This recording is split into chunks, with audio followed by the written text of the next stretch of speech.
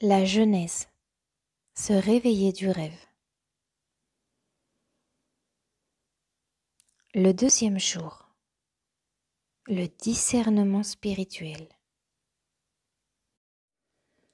Et Dieu dit qu'il y ait un firmament entre les eaux et qu'il sépare les eaux d'avec les eaux. Et Dieu fit le firmament et il sépara les eaux qui sont au-dessous du firmament d'avec les eaux qui sont au-dessus du firmament. Et cela fut ainsi. Dieu appela le firmament ciel.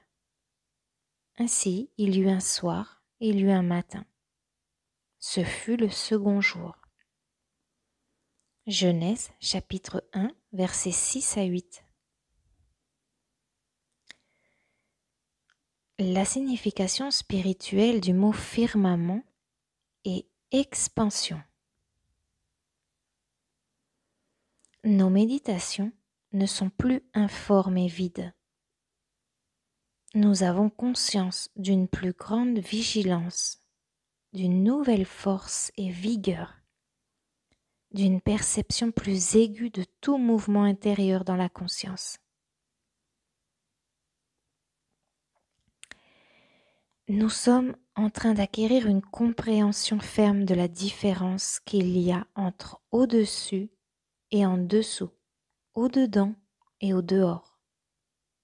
Nous commençons à comprendre la déclaration « Le royaume de Dieu est au-dedans de vous », non pas dans le corps, mais dans notre conscience. Car le limité ne peut jamais contenir l'infini. Nous appelons cette expansion de la conscience discernement spirituel, la ligne de partage entre la vérité réalisée et la lettre de vérité. Nous commençons la méditation en prenant dans notre conscience la parole de Dieu dans l'Écriture, en y réfléchissant et en élargissant ainsi notre connaissance d'une vérité spécifique. Cet acte mental de contempler la parole de Dieu correspond aux eaux qui sont sous le firmament. Cet acte mental de contempler la parole de Dieu correspond aux eaux qui sont sous le firmament. Les pensées et les intentions qui viennent de l'expérience humaine peuvent être bonnes ou mauvaises. Même nos bonnes intentions causent souvent de mauvais résultats parce que notre mentalité humaine est limitée et encore remplie de croyances en deux pouvoirs.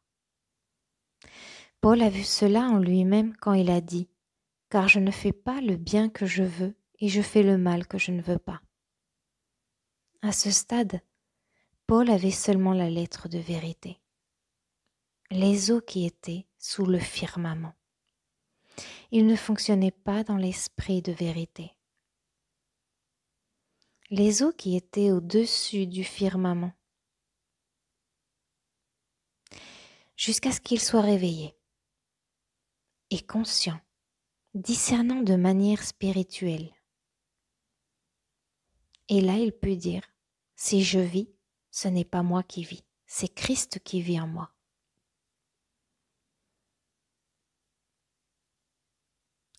L'expression « haut en dessous » est la cogitation de la lettre de vérité pour purifier et élargir notre mentalité limitée. Les eaux au-dessus, c'est la parole spontanée et inspiratrice qui s'exprime. C'est l'eau à laquelle Jésus faisait allusion quand il a dit « Celui qui boira de l'eau que je lui donnerai n'aura jamais soif. Mais l'eau que je lui donnerai deviendra en lui une source d'eau qui jaillira jusque dans la vie éternelle. »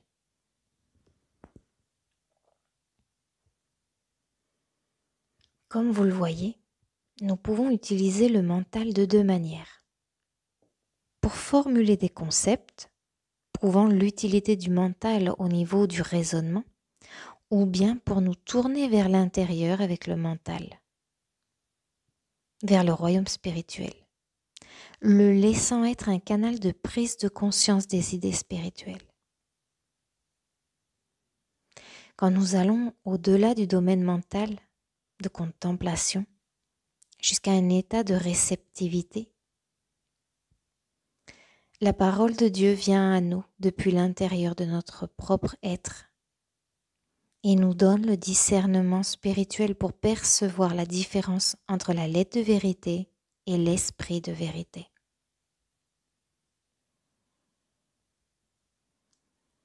Pendant le second jour de dévoilement, le discernement spirituel nous est donné pour comprendre la différence entre un concept mental temporel et changeant et la réalité spirituelle.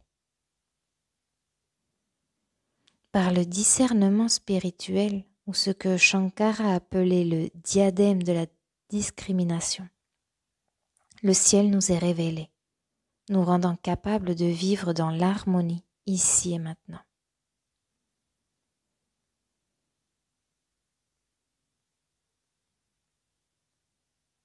Par le discernement spirituel, le ciel nous est révélé, nous rendant capables de vivre dans l'harmonie ici et maintenant. Car voyez, je crée de nouveaux cieux et une nouvelle terre. Et les choses anciennes, on ne s'en souviendra pas, et elles ne reviendront pas à l'esprit.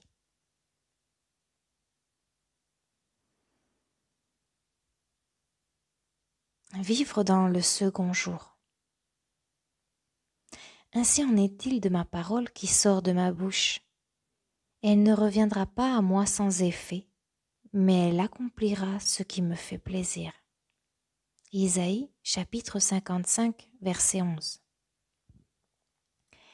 Vivre dans le second jour. À ce niveau de dévoilement, nous commençons à réaliser ce que signifie vivre entre deux mondes. Le monde d'un sens matériel d'existence, le rêve d'Adam, avec toute sa dualité qui affecte notre conscience, et la vision qui nous est présentée dans Genèse, chapitre 1, de mon royaume, la création de Dieu. À ce niveau de dévoilement, nous commençons à réaliser ce que signifie vivre entre deux mondes. Le monde d'un sens matériel, le rêve d'Adam, avec toute sa dualité, et la vision qui nous est présentée dans Genèse chapitre 1. Un matérialiste dit que la réalité est ce qui est basé sur le témoignage des 5 sens physiques. Un scientifique pourrait dire que la réalité est la loi mentale, derrière ce que l'on peut toucher, goûter, entendre, sentir et voir. Mais ceux qui ont du discernement spirituel savent que la réalité est ce qui soutient la loi, qui permet à la forme d'apparaître. Le discernement spirituel nous permet de regarder à travers chaque apparence, jusqu'à la réalité sous-jacente. C'est l'une des façons dont l'esprit humain est éduqué à ne plus tirer de conclusions à partir des observations des sens, ou même à partir des déductions scientifiques basées sur ce sens structural du monde.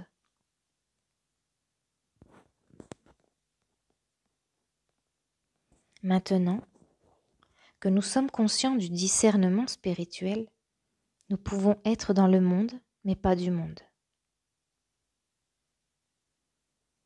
Nous pouvons entrer dans le domaine mental et utiliser l'esprit, qui est un bel instrument, pour les besoins de ce monde. Mais nous devons rester éveillés et nous retenir de juger d'après les apparences, car sous-jacente à chaque apparence, il y a la réalité spirituelle qui attend que nous la reconnaissions.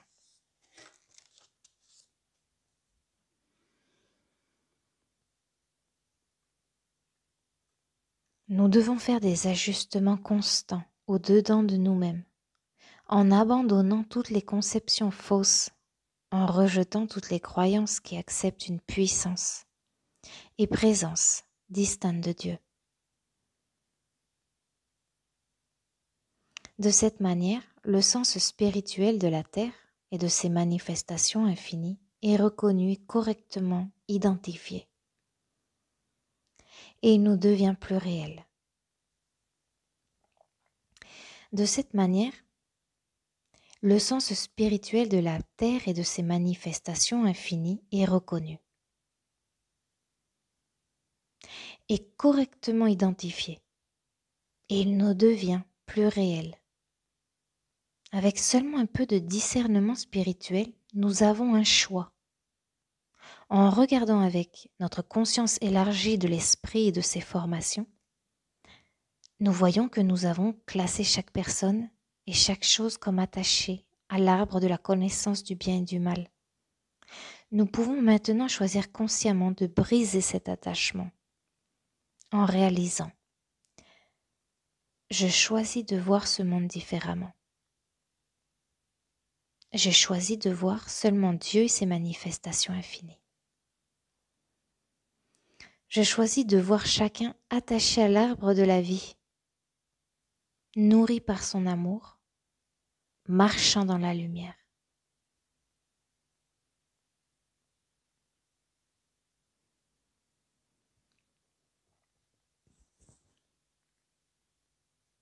Cet empressement à choisir de voir notre monde d'un point de vue spirituel est un pas important dans la prière.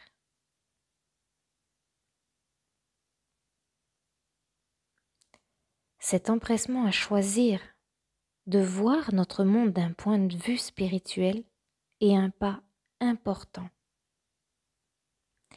Jésus a dit à ses disciples, « Vous êtes le sel de la terre », laissant entendre que ceux qui connaissent la vérité sont une influence purificatrice pour toute l'humanité. La réinterprétation agit comme le sel, l'agent purificateur qui expulse de la conscience humaine les fausses croyances universelles. La réinterprétation agit comme le sel, l'agent purificateur qui expulse de la conscience humaine les fausses croyances universelles. Nous aussi, nous sommes les enfants de la lumière, en connaissant la vérité qui nous libère, en restant constamment conscients de la nature divine de Dieu en tant qu'omniscience, omnipotence et omniprésence. Nous commençons à comprendre que la réalité de chaque individu est invisible au sens matériel et discernable juste par le sens spirituel. Bien que nous ne puissions jamais parvenir à libérer entièrement notre esprit de ces concepts erronés, par la réinterprétation, celle-ci prépare effectivement la voie pour la parole de Dieu, jusqu'à ce que par discernement spirituel et révélation, nous réalisions, mais Dieu n'est pas dans l'apparence. Il est dans l'être intérieur, sur l'arbre de la vie. Dieu n'est pas dans le rêve. Il est dans l'être intérieur, sur l'arbre de la vie. Bienheureux l'homme qui trouve la sagesse et l'homme qui obtient la compréhension. Elle est plus précieuse que des rubis et toutes les choses que tu peux désirer ne peuvent lui être comparées. Dans sa main droite est une longue vie, dans sa main gauche, les richesses et la gloire. Ses voies sont des voies de charme et tous ses sentiers sont paisibles. Elle est un arbre de vie pour ceux qui la saisissent, et bienheureux est celui qui la retient. Proverbe, chapitre 3, versets 13, 15 à 18.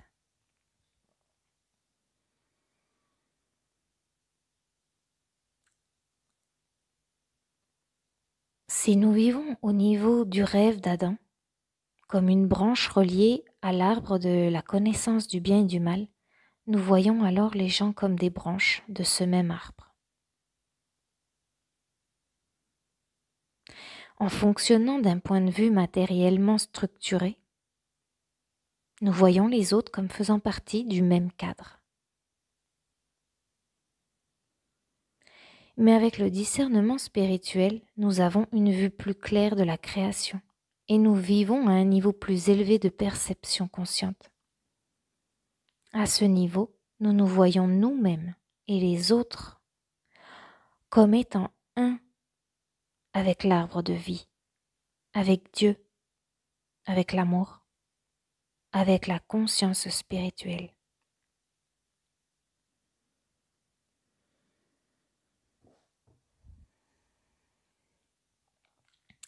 Ce dévoilement de conscience est illustré dans l'histoire de Jésus et de l'aveugle. Jésus lui demanda « Vois-tu quelque chose ?» Et l'homme répondit « J'aperçois des hommes, mais ils ressemblent à des arbres qui marchent. » Alors Jésus le toucha, et l'homme regarda fixement et fut guéri, voyant tout distinctement. Le maître avait ouvert sa perception mystique. Pour voir le plan grandiose de la Trinité, qui est l'arbre de vie, branche, tronc, racine. Quand nous saisissons une vision de cette vérité de l'être, comme nous l'aimons, nous aimons que l'on nous parle de la voie de la grâce, de l'amour et de la perfection de Dieu. Nous aimons que l'on nous parle de notre identité spirituelle et de notre plénitude en tant qu'un avec l'arbre de la vie. Mais mettre les principes en application exige une grande vigilance mentale. Et nous oublions souvent ce qui rend la pratique difficile. Nous oscillons entre les deux arbres, ces deux niveaux de perception, jusqu'à ce que l'affectueux contact du Fils éclaire complètement notre vision, de sorte que nous ne voyons plus que la vie éternelle en manifestation.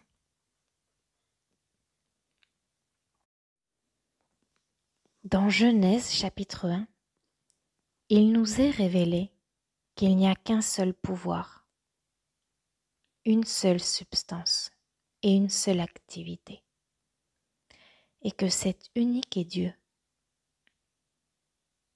La création est l'activité de l'esprit. La création est l'activité de l'esprit, l'amour s'exprimant et se révélant en tant qu'être et univers incorporel. Le principe est parfait. Les idées spirituelles de la création sont parfaites et éternelles. Le discernement spirituel révèle que Dieu s'exprime en tant qu'homme, englobant l'univers. Par conséquent, il n'y a rien ni personne à guérir. Dans notre travail de prière contemplative, nous corrigeons notre point de vue d'une manière qui ressemble beaucoup au réglage d'un appareil photo pour obtenir une image nette. L'erreur n'existe nulle part, sauf en tant qu'image floue dans le mental non éclairé. La personne qui croit en quelque puissance ou présence distincte de Dieu se branche sur cette image déformée. La contemplation ou l'ajustement s'effectue alors dans le mental unique, en laissant pénétrer la lumière de vérité. Nous ajustons notre pensée en contemplant toujours les principes de la nature de Dieu en tant que vérité et amour omniprésent et la nature de l'être individuel en tant que manifestation de cette réalité, se concentrant ainsi sur ce qui est vraiment, tout comme le fit Jésus avec l'aveugle.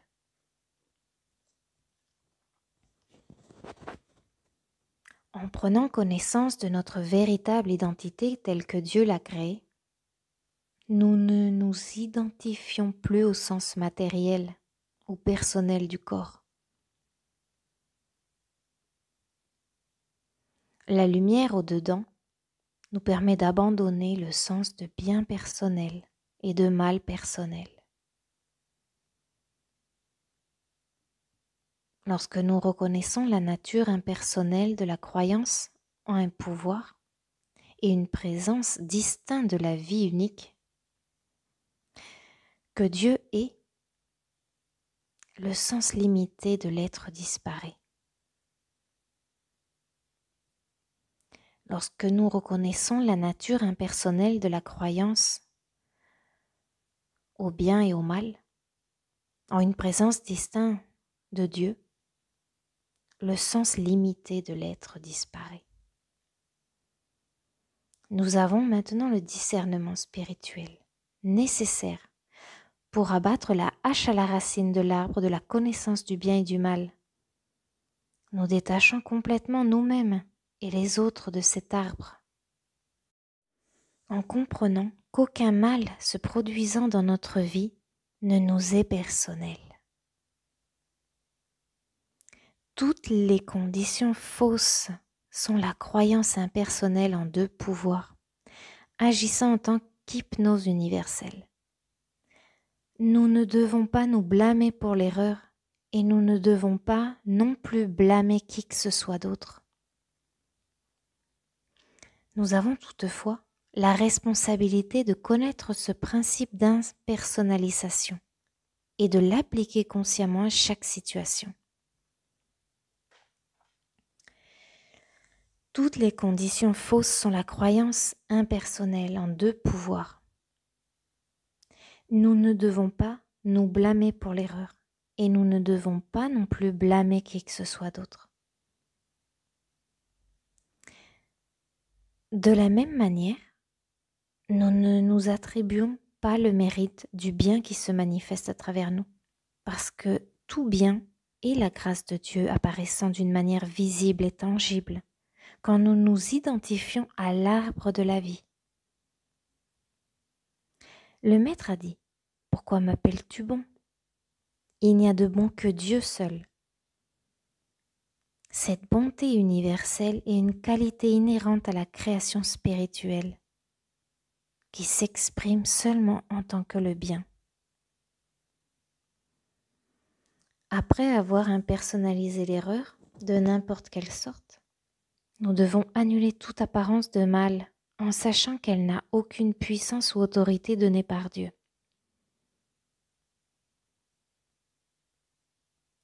Puisque Dieu constate dans Genèse chapitre 1, verset 31, que tout ce qu'il avait fait était très bon. Nous rejetons tous les concepts humains et les apparences humaines en leur retirant consciemment tout pouvoir.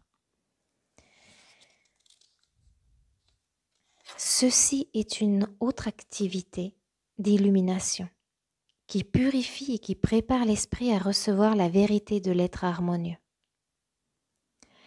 Contemplons le sujet du corps. Si nous fonctionnons au niveau des deux pouvoirs, alors notre corps fonctionne dans une atmosphère de conflit, en répandant au fond concept que nous gardons dans notre mental. Par exemple, aussi longtemps que nous avons une image de maladie dans notre corps, pour nous-mêmes ou pour d'autres, nous acceptons ce concept. Ce qui apparaît comme un corps malade ou pécheur est le concept erroné et déréglé que nous entretenons dans notre mentalité. Mais le discernement spirituel nous révèle que derrière le concept humain de corps formé par la connaissance du bien et du mal, il y a l'idée spirituelle créée par Dieu, l'arbre de vie. La vie est esprit et toutes les manifestations de la vie sont spirituelles et incorruptibles. Lorsque nous avons le discernement spirituel pour reconnaître la divinité en tant que l'arbre de vie, comprenant les branches, le tronc et les racines, nous nous libérons du faux concept du corps.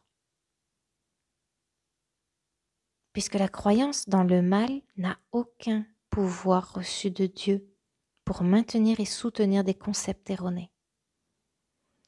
Puisque la croyance dans le mal n'a aucun pouvoir reçu de Dieu pour maintenir et soutenir des concepts erronés. Nous pouvons faire sortir de notre pensée la vision erronée, en sachant que l'intégrité de l'arbre de vie est intacte. Nous faisons ainsi apparaître clairement l'idée divine de la Trinité.